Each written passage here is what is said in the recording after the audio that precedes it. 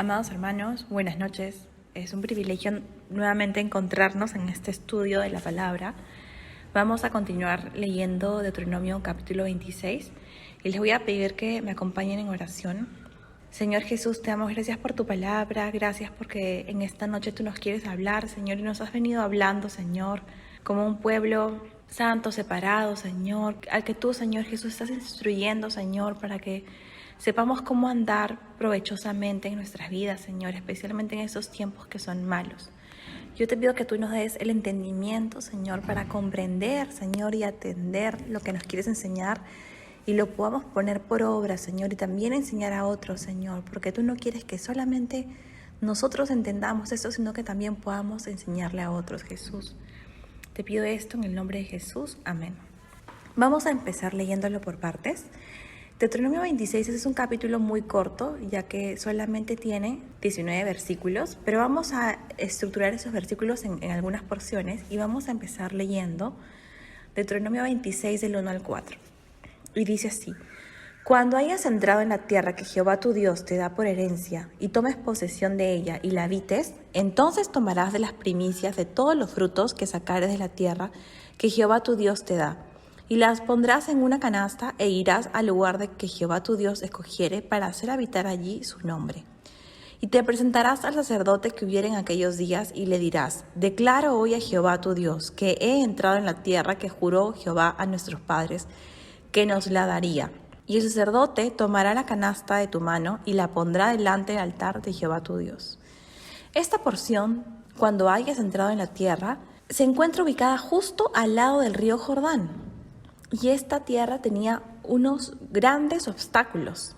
No solamente era un río Jordán que había crecido por las inundaciones de la primavera y los poderosos ejércitos de los cananeos a los cuales el ejército de Israel se había enfrentado, sino que Dios les aseguró que entrarían en la tierra.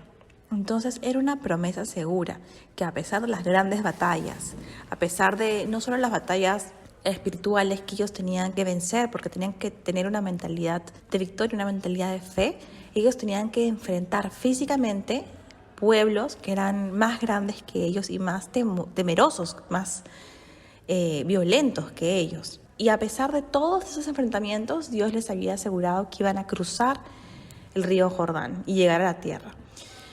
Entonces lo primero que Dios les dice es que ellos iban a tomar todas las primicias de todos los frutos y los iban a traer a los sacerdotes.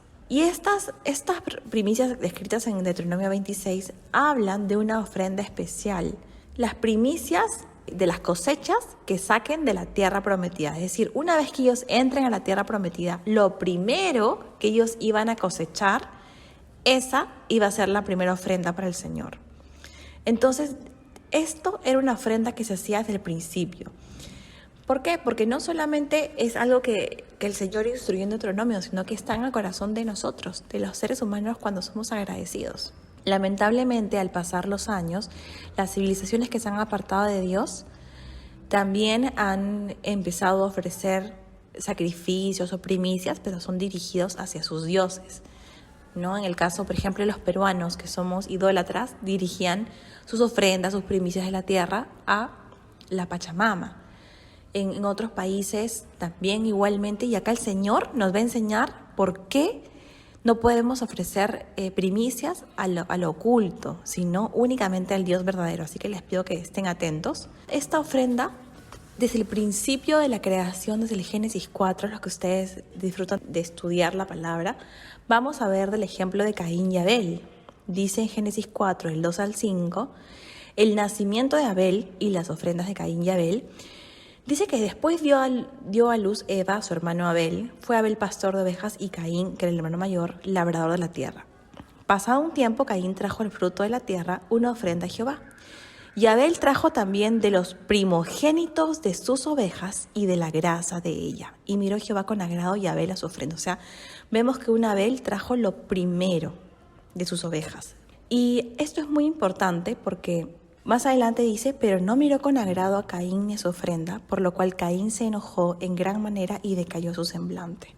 Abel trajo una ofrenda de sangre, era el primogénito de su rebaño. y Caín trajo una ofrenda de la vegetación, el fruto de la tierra. Y muchos asumen que esto era una diferencia entre ofrendas, pero en realidad las ofrendas de grano también eran aceptables para Dios. Eso está en Levíticos 2. Pero esta no era una expiación por el pecado, de ninguna manera. Y nosotros acá vemos que la palabra para ofrenda significa minjá. Y en un sentido más amplio abarca de cualquier regalo que puede traer el hombre. Ninguno de los dos sacrificios que ofrece Abel o que ofrece Caín en este caso eran ofrendas específicamente por el pecado, era un regalo de agradecimiento para Dios. Sin embargo, uno se lo da porque le da lo primero, lo más valioso. Y Dios, dice la palabra en Hebreos, los que quieren leer en 11:4, dice que la ofrenda de Abel fue un más excelente sacrificio que Caín. Fue aceptada y la de Caín fue rechazada.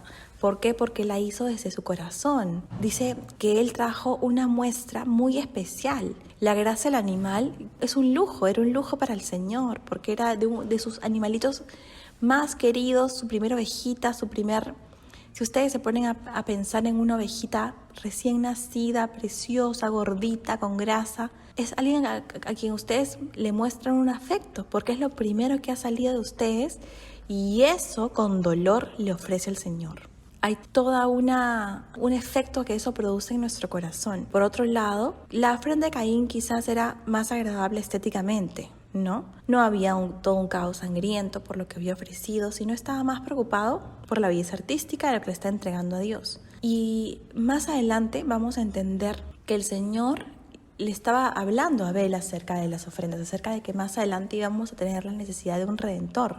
Y Caín y Abel, uno fue aceptado, el otro no fue aceptado. Y es importante entender que nosotros también somos sacrificios vivos para el Señor. Aquellos que desean leer, dice en Romanos 12 que debemos presentarnos como un sacrificio vivo, agradable al Señor. Porque no es fácil para nosotros vivir una vida completamente agradable al Señor, porque estamos con un montón de pronto contaminaciones que hemos traído del mundo, pero el Señor quiere que nos limpiemos. Dice que debemos acercar nuestros cuerpos, presentarlos en sacrificio vivo, santo, agradable a Dios. Este es nuestro culto racional diario, que no nos conformemos a este siglo, o sea, que no nos copiemos a otros, sino que nos transformemos por medio de la renovación de nuestro entendimiento, que pensemos, que renovemos nuestra forma de pensar para entender cuál es la buena voluntad de Dios, que es agradable y es perfecta. O sea, la voluntad de Dios no solo le va a agradar a Él, sino también a nosotros.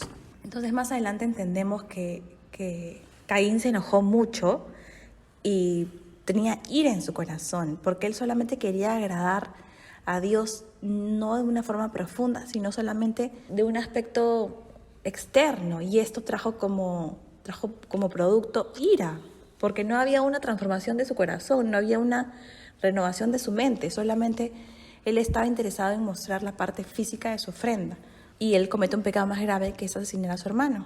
Y más adelante, para entender por qué estas ofrendas se daban, ¿no? Porque recordemos que el Señor tiene un vínculo con nosotros que es vertical, porque Él nos mira, pero también nosotros miramos hacia arriba a buscar a Dios. Y cuando nosotros tenemos un Padre amoroso en lo natural, que nos da a nosotros bendiciones, regalos por el simple hecho de que Él nos ama, también nosotros debemos retribuir a nuestros padres con ofrendas de gratitud, con muestras de gratitud que vienen a ser una invitación a un almuerzo, un regalo por Navidad, de repente cuando son mayores una propina a los padres que son mayores.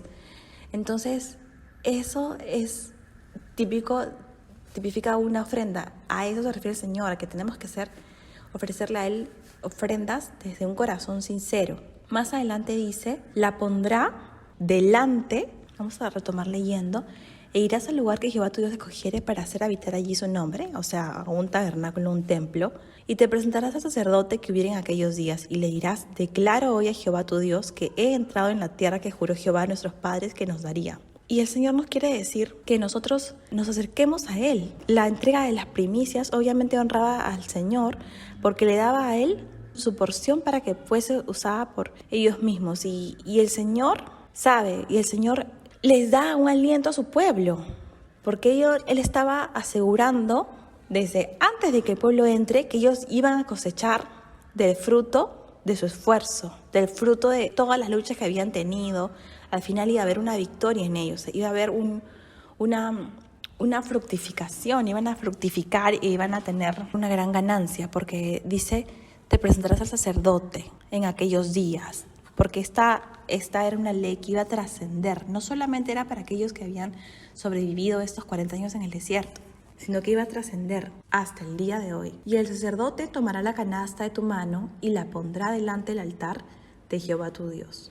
Entonces, dicen los versículos del 5 al 10, hablarás y irás delante de Jehová tu Dios. Un arameo a punto de perecer fue mi padre, el cual descendió a Egipto y habitó allí con pocos hombres, y allí creció y llegó a ser una nación grande, fuerte y numerosa. Y los egipcios nos maltrataron y nos afligieron, y pusieron sobre nosotros dura servidumbre. Y clamamos a Jehová, el Dios de nuestros padres, y Jehová oyó nuestra voz, y vio nuestra aflicción, nuestro trabajo y nuestra opresión. Y Jehová nos sacó de Egipto con mano fuerte, con brazo extendido, con grande espanto, y con señales y con milagros, y nos trajo a este lugar, y nos dio esta tierra, tierra que fluye leche y miel. Y ahora, he aquí, he traído las primicias del fruto de la tierra que me diste, oh Jehová. Y lo dejarás delante de Jehová tu Dios, y adorarás delante de Jehová tu Dios. Esta maravillosa confesión de agradecimiento hacía que el pueblo de Israel recuerde de dónde los había sacado el Señor. Ellos habían salido de Ur de los Caldeos, porque de ahí los llamó el Señor. Y cómo Jacob y su familia entran en la tierra de Canaán, hasta que descendieron con toda su familia a Egipto, y después fueron liberados en el éxodo hacia la tierra prometida. Israel pasó unos 400 años en Egipto, pero todo esto bajo la mirada del plan eterno de Dios solo fue una temporada. Y de repente nosotros podemos, si estamos pasando un momento de prueba, enfocarnos únicamente en nuestra miseria, en nuestra prueba, en nuestra tristeza, en lo imposible de nuestra temporada. Pero el Señor estaba haciendo una nación fuerte en medio del dolor, de la opresión. Los estaba fortaleciendo, porque dice la Biblia que ellos con pocos hombres, y allí creció y llegó a ser una nación grande, fuerte y numerosa. Entonces el Señor nos hace crecer en medio de la opresión, y por la misericordia de Dios nosotros hemos atravesado momentos antes de ser creyentes espantosos, a los cuales nadie quiere vivir, y esa opresión que experimentamos es la fuerza y la motivación principal que nos impulsa a buscar a Dios, porque no queremos volver ahí.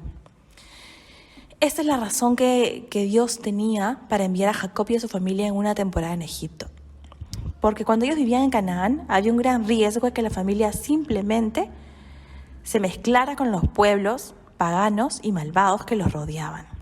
Pero para evitar esto, tuvo que permitir que la nación creciera, tuvo que permitir que vayan a Egipto. Él los envía a una sociedad que era muy racista y que no se mezclaría con Israel. Entonces Dios tenía un plan más grande, porque a diferencia de los cananeos que vivían en la tierra prometida, que todos eran gente que cometía vileza, si ustedes recuerdan lo que le pasó a la hija de Jacob, a Dina, en Siquem, todos ellos eran viles, querían mezclarse, ellos querían contaminar a la gente, tenían en su corazón que todos sean igual de perversos. En cambio, los egipcios eran racistas. Ellos de ninguna manera iban a querer mezclarse con el pueblo de Israel. Y Dios, hasta en ese detalle, tuvo cuidado de su pueblo. Él quería que ahí, que bajo esa ruda realidad, ellos se fortalecieran. Por lo tanto, estos pocos hombres crecieron y fueron una nación grande, fuerte y numerosa. Y ahora aquí, ellos podían traer los frutos de la primera tierra prometida. Esta entrega inicial de las primicias era como la mejor forma, la única forma apropiada de decirle a Dios gracias. Esta dádiva y toda dádiva que sale de nuestro corazón viene con la forma de adorar a Dios. Luego el Señor les dice en el versículo 11, te alegrarás en todo el bien que Jehová, tu Dios, te ha dado a ti y a tu casa, así tú como el levita y el extranjero que están en medio de ti. Cuando recibimos del Señor y le devolvemos, nos regocijamos. ¿Por qué? Porque esa es la respuesta natural de un hijo que ama a su padre. o de una criatura a su creador, porque Él nos ha dado todos los bienes, no solo naturales, sino también espirituales. Muchas veces somos nosotros quien por nuestra mentalidad no renovada nos conformamos a este siglo y no buscamos que el Señor nos purifique en la forma de pensar que tenemos, una forma de pensar de miseria en la que nos comparamos con este siglo y pensamos que algo nos falta o pensamos que aún hay más, pero el Señor no quiere. Él quiere que nosotros nos presentemos como ofrenda viva, que adoremos al Señor en espíritu y en verdad, para que podamos comprobar nosotros mismos su buena voluntad, que es agradable y perfecta. Y esto es siendo agradecidos. Y el Señor quiere que tengamos esa mente, una mente agradecida, una mente que sabe que vamos a recibir un fruto de nuestro trabajo, porque Él mismo nos ha llevado a esa tierra prometida. Y yo no sé cuántos de ustedes recuerdan esta ofrenda que una vez una viuda ofreció. Les voy a narrar esta historia, es muy importante para poder entender cuál es el corazón que nosotros debemos tener para ofrendar al Señor. Dice en Lucas 21, del 1 al 4, dice: levantando los ojos vio a los ricos que echaban sus ofrendas en el arca de las ofrendas. Vio también a una viuda muy pobre que echaba allí 2 blancas. Y la palabra nos dice que en el templo había una gran fila de personas ricas que depositaban mucho dinero. Tal vez algunos hacían algún tipo de show para llamar la atención a sus ofrendas. Por ello, la atención de Jesús fue llamada. Había una línea de cajas de ofrendas y ellos con orgullo mostraban sus donaciones. Y la muestra no era necesariamente algo espiritual, ya que ellos podrían hacerlo disimuladamente, sino que era la forma en cómo ellos buscaban llamar la atención. Vio también a una viuda muy pobre que echaba allí 2 blancas. Y ella debió haber sido para Jesús la imagen de una persona alegre, pero que también estaba cansada por los años de su vida. Y acá cuando la palabra dice vio también, se refiere a que Jesús nos ve cuando damos. Él se da cuenta de cuánto damos, pero está más interesado en el cómo damos, en la fe, el motivo y el corazón con el que damos, más que en la cantidad. 2 blancas se refiere a que, de acuerdo a los cálculos de esos tiempos, el valor de una sola blanca equivale a lo siguiente. Un denario era el salario de un día, que equivalía a 6 mea. Un mea equivale a 2 pondions. Un pondion equivale a 2 isarines. Un isarine equivale a 8 blancas. Cuando haces todos los cálculos, 2 blancas son 1% de un denario. El 1% del salario de un día. Ella vio 2 blancas, no solo una. La viuda pudo haberse quedado con una y nadie le hubiera culpado por lo que estaba haciendo. Pero en realidad para ella significaba la mitad de lo que tenía.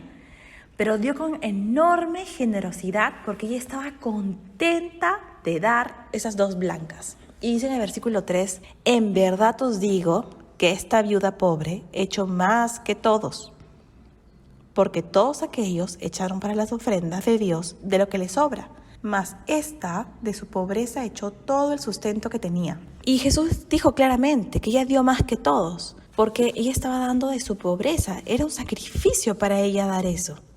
Y todos los demás estaban ofreciendo lo que les sobraba.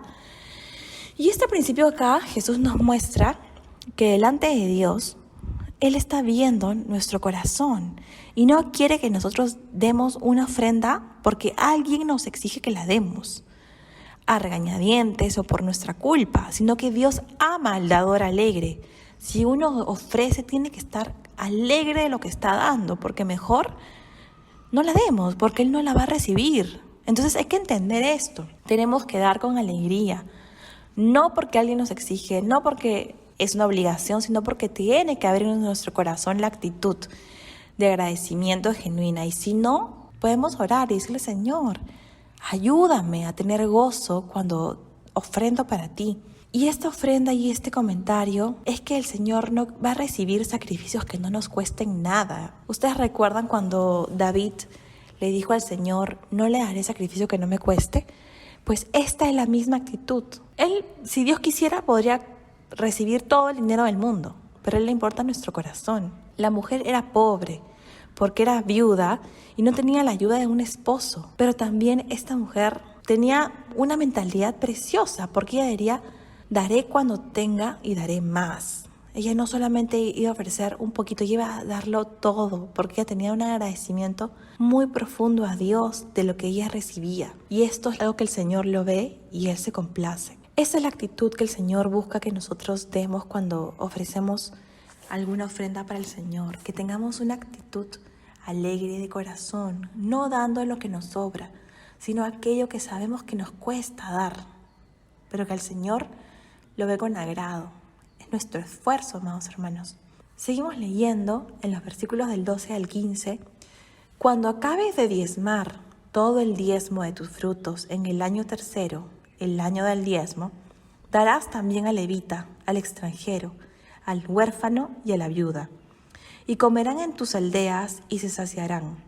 Y dirás delante de Jehová tu Dios: he sacado lo consagrado de mi casa y también lo he dado al levita, al extranjero, al huérfano y a la viuda, conforme a todo lo que me has mandado. No he transgredido a tus mandamientos, ni me he olvidado de ellos. No he comido de ello en mi luto, ni he gastado de ello estando yo inmundo, ni de ello he ofrecido a los muertos. He obedecido a la voz de Jehová mi Dios. He hecho conforme a todo lo que me has mandado. Mira desde tu morada santa, desde el cielo, y bendice a tu pueblo Israel, y a la tierra que nos has dado, como juraste a nuestros padres, tierra que fluye leche y miel. Y entonces el Señor lo que está haciendo acá es mostrarle al pueblo por qué debían traer el diezmo, por qué debían ofrecer. Cuando acabes de diezmar todo el diezmo, diezmar era requerido por Israel cada año. Sin embargo, cada tercer año el diezmo era dado no solo a los levitas para su sustento, como fue instruido en Números 18, del 21 al 24, donde dice: y aquí yo he dado a los hijos de Leví todos los diezmos en Israel por heredad, por cuanto ellos sirven en el ministerio del tabernáculo de reunión. O sea, los levitas son aquellas personas que sirven en la casa de Dios y su mayor preocupación es que las cosas de Dios vayan bien, funcionen en el templo de Dios. Ellos no tienen un trabajo secular. Ellos no tenían heredad como sus hermanos que habían heredado tierras, Aser, Neftalí, Judá. Cada uno de ellos tenía como propósito labrar sus tierras, tener ciertos comercios. En cambio, la tribu de Leví era completamente separada, no solamente en el aspecto laboral, sino también en el aspecto de alimentos. Si ustedes recuerdan, el pueblo entero no podía comer chancho. Y sin embargo los levitas tenían un mayor llamado, y estaban los nazareos que tenían otro mayor llamado, y así el sumo sacerdote que entraba al lugar santísimo tenía un llamado mucho más grande, de cuidarse de no solo la comida, sino también de con quién se juntaban. Entonces los levitas, al no tener trabajo, ellos recibían como heredad, como para que vivir, los diezmos de los hijos de Israel. Y en el tercer año debía ser compartido con el levita, el extranjero, el huérfano y la viuda, y comerán en tus aldeas y se saciarán. Entonces acá se describe que Dios no solamente quiere que demos, sino que también quiere que demos con el corazón correcto. Enseñarás al pueblo que el tercer año ellos también van a compartir el diezmo. Debemos dar correctamente, porque aquí el pueblo claramente decía: no hemos transgredido tus mandamientos, ni me he olvidado de ellos. ¿Por qué dice esto? Porque ellos tenían que dar con rectitud, genuinamente. Tenían que separar aquello que debía ser dado a Jehová, al Señor. Y luego dice: ni de ello he ofrecido a los muertos. Dar correctamente es hacerlo sin supersticiones. Poner una comida en la tumba a un cadáver era una práctica común egipcia y cananea, que es probablemente lo que los israelitas no debían emular. Ellos no debían imitar absolutamente nada alrededor. Por eso nosotros no podemos ofrecer tampoco ninguna ofrenda a la Pachamama, ni a los ídolos, ni a nada. Darle comida a los muertos, como se suele hacer acá, o darle fiesta a los muertos, como se suele hacer en México, ¿no? Que ofrecen el día de la muerte y les dan comida como se hace en el día de todos los santos, en Halloween. Dice: mira desde tus moradas santas del cielo y bendice a tu pueblo. Entonces, darle al Señor una ofrenda, amados hermanos, tiene también una retribución, una bendición del Señor, porque hay una expectativa de ello. Y el Señor dice que Él nos llama a una obediencia total. En el versículo 16, ya terminando, dice: Jehová tu Dios te manda hoy que cumplas estos estatutos y decretos, Cuida pues de ponerlos por obra con todo tu corazón y con toda tu alma. Jehová tu Dios nos manda hoy que cumplamos esos estatutos y esos decretos. Y todo eso en realidad empieza porque el Señor nos hace un llamado cuando dice, oye Israel. Quiere que atendamos, que entendamos los estatutos y decretos que yo les enseño para que los ejecutéis, o sea, para que los pongamos por obra. Desde Deuteronomio capítulo 4, el 26, Dios le ha recordado los mandamientos a esta nueva generación y los exhorta a guardar sus mandamientos. Y exhortación, hace unos días conversaba, se trata de que uno le diga, anime a corregir un aspecto de su vida porque viene algo bueno de esa corrección, de esa mejora. Va a haber un buen potencial, va a haber un buen fruto. Entonces exhortar es llamar la atención porque hay algo bueno. Es animar con una intención clara y de forma imperativa. Y dice, cuida pues de ponerlos por obra. A veces necesitamos ser instruidos en cuanto a la ley de Dios. Necesitamos que se nos recuerde la ley de Dios. Es como que necesitamos ser reeducados conforme a la ley de Dios. Pero también necesitamos ser exhortados. Porque la ley de Dios no es para que nosotros dejemos de hacer cosas porque, si no lo haces hay consecuencia. Es todo lo contrario. Haz esto para que tengas bendición, sino que la tradición, la religión tradicional nos dice, si tú haces esto tienes que hacer la confesión y hacer un montón de sacrificios y ritos. No, nosotros tenemos que arrepentirnos de corazón, porque el Señor ve nuestro corazón contrito y humillado, Él no nos desprecia, pero también tenemos que saber de que el producto de la obediencia a su ley es de bendición. Hay algo bueno. Y si uno dice, no quiero obedecer, entonces vas a recibir las consecuencias de tu decisión, porque lo primero que el Señor nos da desde el principio es libertad, un libre albedrío. Y dice acá, cuida pues para ponerlos por obra y nos exhorta, o sea, nos anima a hacerlo realmente. Entonces en el versículo 17 dice, has declarado solemnemente hoy que Jehová es tu Dios, y que andarás en sus caminos y guardarás sus estatutos, sus mandamientos y sus decretos, y que escucharás su voz. Entonces el pueblo da una declaración junto con los diezmos y con las ofrendas, porque esa declaración solemne es donde nosotros mismos reconocemos que Jehová es nuestro Dios, que el Señor es nuestro Dios. Israel tenía que declarar dos cosas. Primero, que Jehová era su Dios. Y segundo, que iban a andar en sus caminos. Y tercero, que iban a guardar sus estatutos. Los dos van juntos, porque la identidad de nuestro Dios siempre se demuestra por la dirección que nosotros tomamos al obedecer sus mandamientos. Y entonces Dios les responde a ellos. Y Jehová ha declarado hoy que tú eres pueblo suyo, de su exclusiva posesión, como te lo ha prometido, para que guardes todos sus mandamientos, a fin de exaltarte sobre todas las naciones que hizo para loor y fama y gloria, y para que seas un pueblo santo, Jehová tu Dios, como Él ha dicho. Jehová ha declarado hoy que tú eres pueblo suyo. O sea, amados hermanos, la obediencia de Israel para Dios iba a ser recompensada. Si Israel ofrecía con un corazón sus primicias, con un corazón agradecido, sus ofrendas, con un corazón que puede dar más de lo que tiene, o sus diezmos solemnemente, y en el tercero esos diezmos compartirlos con los necesitados del pueblo, todo esto trae como consigo remuneración del Señor. Porque ¿qué quiere hacer el Señor contigo, amado hermano o amada hermana? Quiere exaltarte sobre todas las naciones que hizo para loor y fama y gloria. O sea, quiere que la gente diga de ti, wow, Dios hizo eso en la vida de tal persona, yo quiero lo mismo. ¿Para qué? Para que su nombre sea reconocido, pero que para ti también te vaya bien.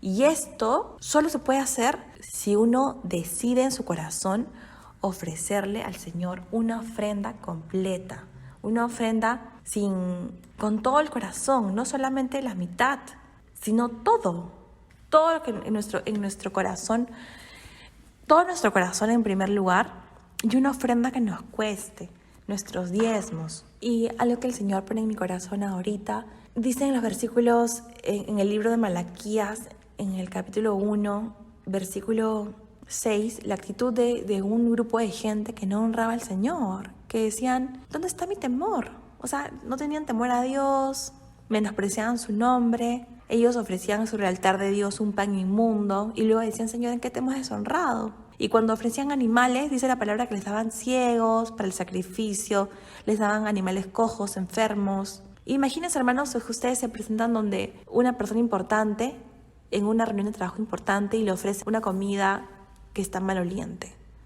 ¿Ustedes creen que esa persona va a pensar o tener una buena opinión de nosotros o de ustedes? Pues no. Esa persona va a decir, me ofrece, no reconoce quién soy.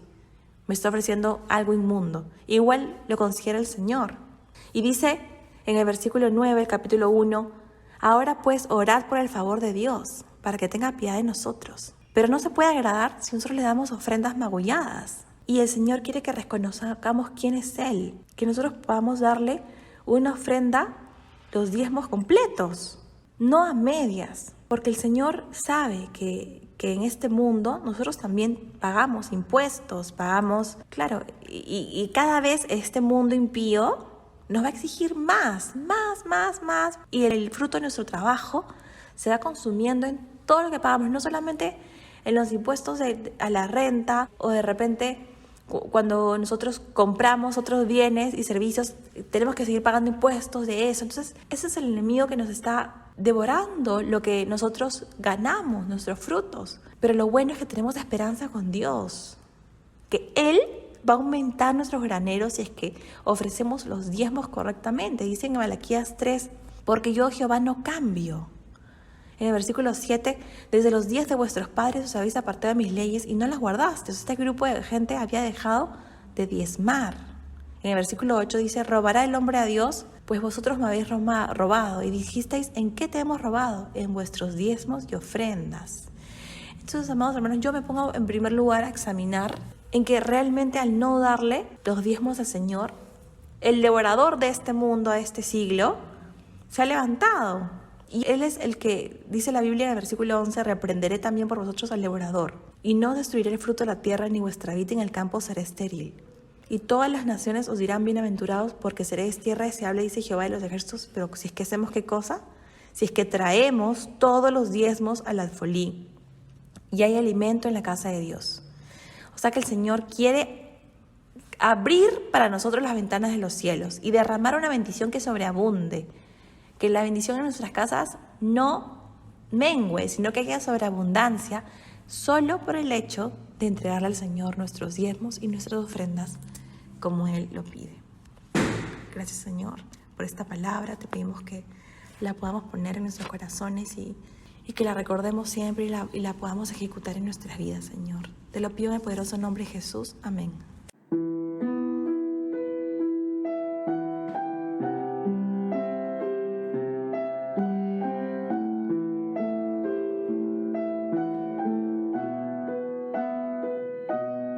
Dios de pactos, que guardas tus promesas, que cumples tu palabra, que guías mi destino.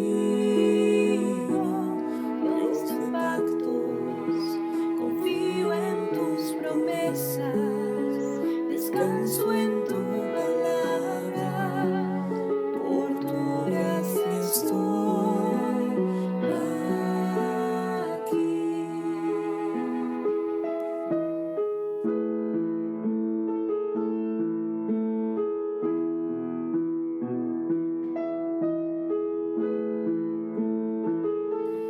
Dios de pactos, que guardas tus promesas, que cumples tu palabra, que guías mi destino.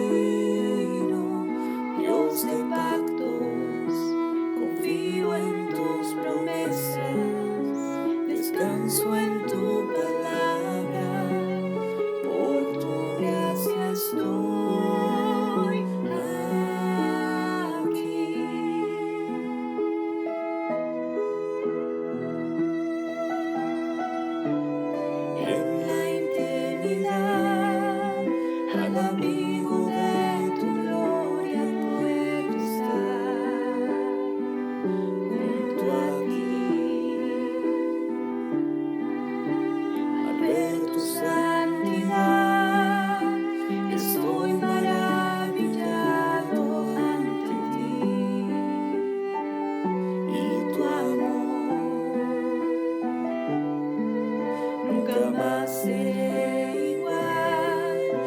salir de este santísimo lugar.